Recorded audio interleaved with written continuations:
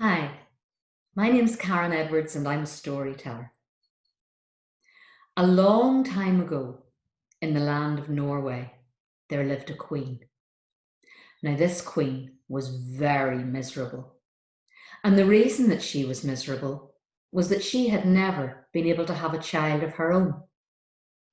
Well, as time went on, she got so desperate that she decided to adopt a child. And she adopted a little girl. But because this child wasn't her own, the queen didn't really take much interest in her, and she didn't even give her a proper name, but rather called her adopted daughter. The little girl didn't have any friends, and she was quite lonely. And one day she was out playing in the castle gardens when a servant took pity on her and gave her a golden ball. Adopted daughter got the ball. She threw it up. She caught it. She threw it up. She caught it. She threw it up and she dropped it.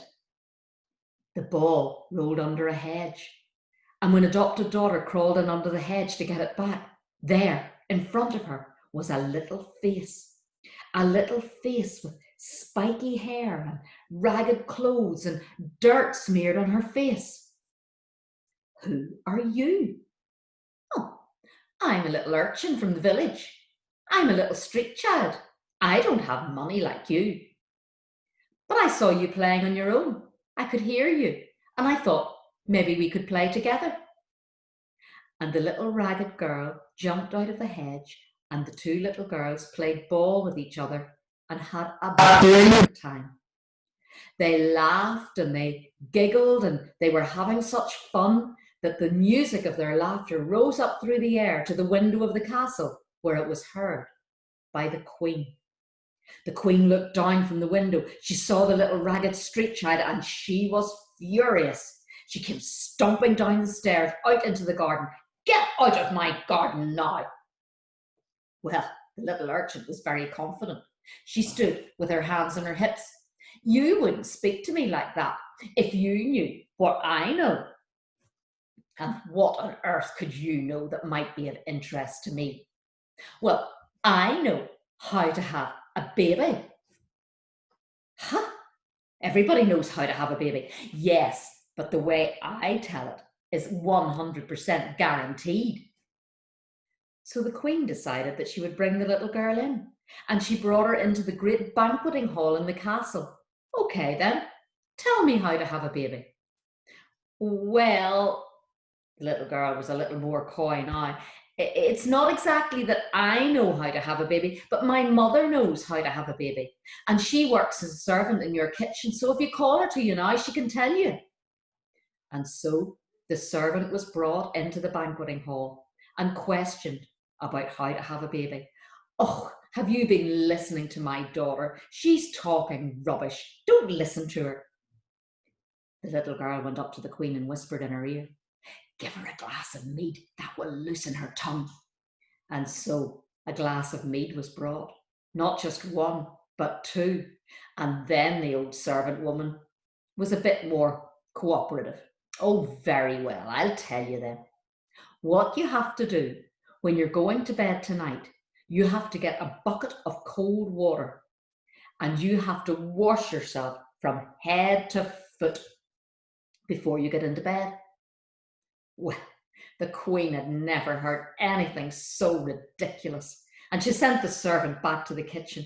And the little urchin girl, she jumped out of the window and out of the story and was never seen again.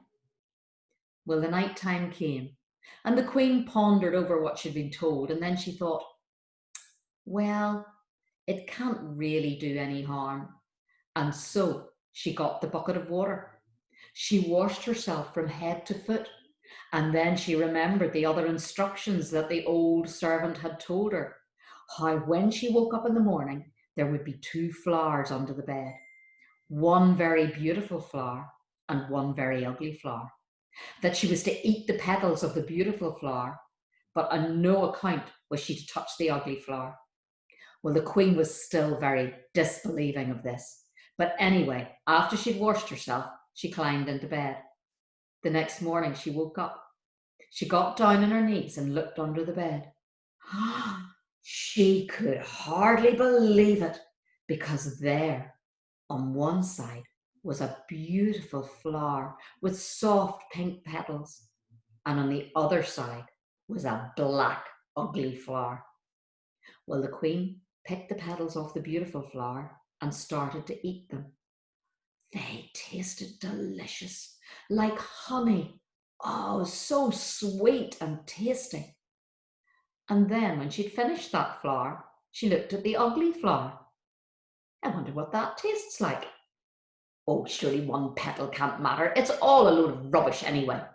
And she tasted a petal from the ugly flower. And it tasted just as delicious as the first one. So she ate all the petals from the ugly flower as well. And then she forgot all about it. And the months passed. And soon she was reminded of what the old servant had said, because her belly started to swell. And she was expecting a baby. As the time went on, she got very excited about the birth. And as the time for the birth came, she was ecstatic. Well, she sort of veered between agony and ecstasy.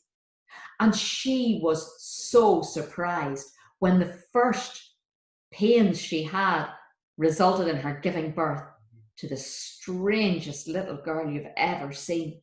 Very, very ugly. And she came out riding on the back of a goat with a wooden spoon in her hand.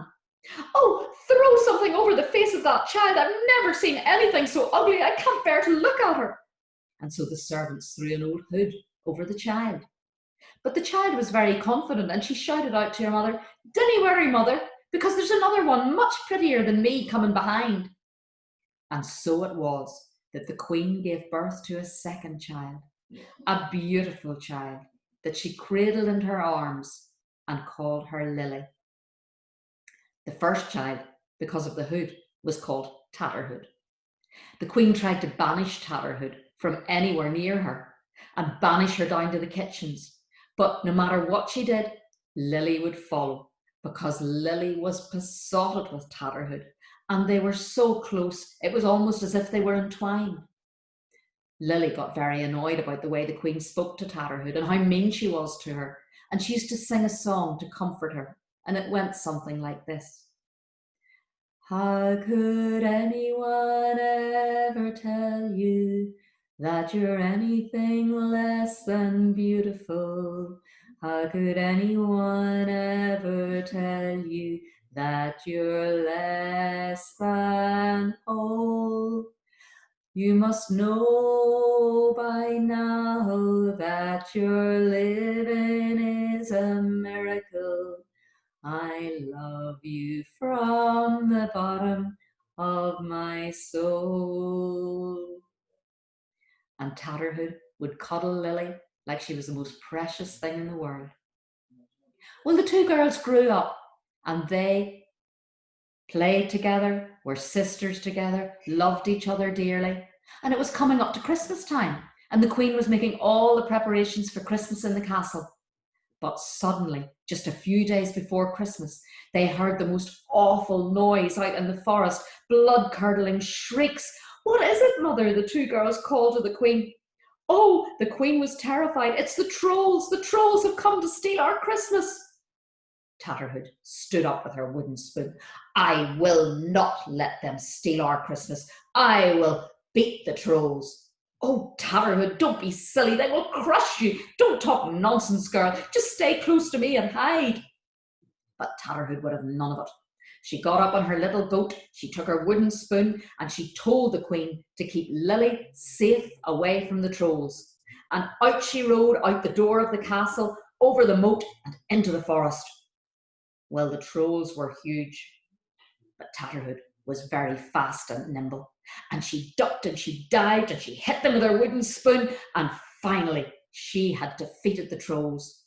Triumphantly, she rode back into the castle. "I have done it. I have defeated the trolls."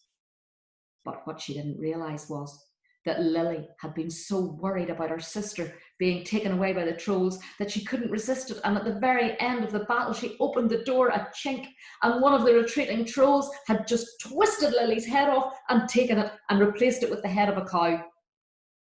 Oh, Lily, said Tatterhood. You opened the door, didn't you? But all Lily could say in response was, moo. Well, Tatterhood would not be defeated. Mother, I need a ship. And she got the ship. The ship was brought. She said she didn't need any crew. She would do everything herself. And she got onto the ship with her goat and her wooden spoon and leading Lily by the neck with a halter around her cow's head. Onto the ship they went. Tatterhood did every job. She hoisted the sails, she steered the ship, she did everything, and she sailed north to where the trolls lived. And there she docked. She went off the ship, on the goat. She rode north. She couldn't see any sign of any trolls, but then in the distance she saw a tall tower, deserted, except in the window at the top was the head of Lily. Well, Tatterhood managed to break in through the door, up the stairs. She grabbed the head of Lily and brought it back down. And as she ran and cantered for the ship on the back of the goat, she heard the trolls coming from the forest, but they were too slow. Tatterhood took a mad jump on the goat onto the ship with Lily's head, and then she was safe, and they raised the anchor and set sail. Then Tatterhood got Lily's head. She twisted off the cow's head and put Lily's head on, and they were reunited. Well, on the way home, Tatterhood decided to anchor at a strange island. And when she did, all the people of the island came down to see what was going on. And they saw Tatterhood riding round the deck of the ship on the back of her little goat. I am Tatterhood who sailed the 7 seas. I am Tatterhood who sails single-handedly. Well, people were very curious and they wanted to go on board the ship, but Tatterhood told them that she would only deal with the king of the land. Eventually, the king himself came. He spoke to Tatterhood. And did you sail all this way on your own? I just have my sister with me, and she is the most beautiful girl in the world. May I meet your sister? You may. And the king went on board. And when he met Lily, they instantly fell in love. He asked Lily to marry him, and she agreed, but she told him that he would have to have Tatterhood's permission in the absence of her mother. So the king went to Tatterhood. May I marry Lily? You may, but on one condition, that you also find a husband for me. Well, the king went away. There was only one choice that he could think of, and that was his son, the prince. But how could he get him to agree to marry Tatterhood? It was so ugly. Finally, he realised that the best way was to get him to agree in advance without even having seen his bride. He prepared a magnificent feast with wine and mead and beautiful food, and he and the prince settled in for the evening and chatted and laughed and sang. And then, when the prince had had a few glasses of the mead, he asked him, would he marry Tatterhood? The prince didn't see any harm in it, so he agreed, and the date for the wedding was set. On the day of the wedding, all the islanders lined the streets to see the wedding procession. There at the head was Lily, in a beautiful silver white gown, riding on the back of a chestnut mare, indeed the most beautiful girl in the world. By her side was the king, on a black stallion, looking splendid in his uniform. Behind him was the prince, also looking splendid and riding a grey stallion. And there beside the prince was Tatterhood on her goat with her wooden spoon and her tattered hood. She hadn't even made any effort, not even on her wedding day. She turned to the prince. Now, my prince that we have met, do you have any questions for me? The prince had a very puzzled look on his face. I would be interested to know why you're riding a goat. And just with that, strange tinkling music was heard in the air. Oh, my prince, this is no goat. This is a splendid white mare. And when the prince looked for the second time, indeed, there was the most beautiful white mare prancing along beside him. Any other queries, my prince? I would be interested to know in why you insist on carrying that wooden spoon everywhere. Oh, my prince, as the strange music tinkled through the air, this is no wooden spoon. This is my magic wand. And as he looked for the second time, indeed, the spoon had changed into a magic wand. Anything else, my prince? I just wonder why on our wedding day you're wearing a tattered old hood. Tinkling music in the air. Oh, my prince, this is no tattered hood. This is my wedding gown, in which I am going to be married to you. And as he looked, the gown that Tatterhood was wearing was bejewelled with jewels from all over the world, sapphires, rubies, diamonds, and suddenly she too was just as beautiful as Lily. Well, the two couples were married happily, and it's said that the wedding is continuing still. And perhaps if we hurry, we can catch them and get a glimpse of the wonderful Tatterhood and her sister Lily. Thank you.